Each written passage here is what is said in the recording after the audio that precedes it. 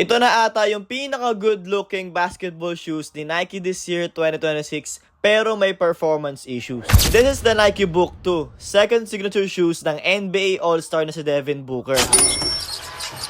Booker probes the defense, gets a beautiful 19 years of age. Booker. In my opinion, success ang Book 1 at isa din yon sa most popular at most worn basketball shoes worldwide recently. Almost perfect fit na sa akin tong Book 2. I wore this for almost 2 months straight. Pinangbabasketball, gala, gym. Halos lahat ginawa ko na dito ma-break-in lang. Kaso ang downside, ang tigas pa din ng cushion setup niya for me. They're using Cushlon 3.0 and Zoom Air unit sa 4 foot. Hindi ko pa rin siya ramdam eh. So after giving it a try in every possible way, I'm not gonna lie, sobrang ganda naman kasi talaga ng looks. On and off the court, so ang hirap din ng hindi suotin. Especially this Spiridon colorway, hindi to sponsored ah. I bought this with my own money, that's why honest ako lagi sa mga shoe reviews. Ito na din siguro yung shoes na na-sacrifice yung performance dahil sa looks. When it comes to traction and pagka-lightweight, balance naman. Since this is XDR outsole, I recommend this to use outdoors. Overall, these Nike Book 2s are great if you want court feel and stiff cushion. If you also want to use these for fashion, this one's a great choice. If you want more shoe reviews, like and follow for more. Peace.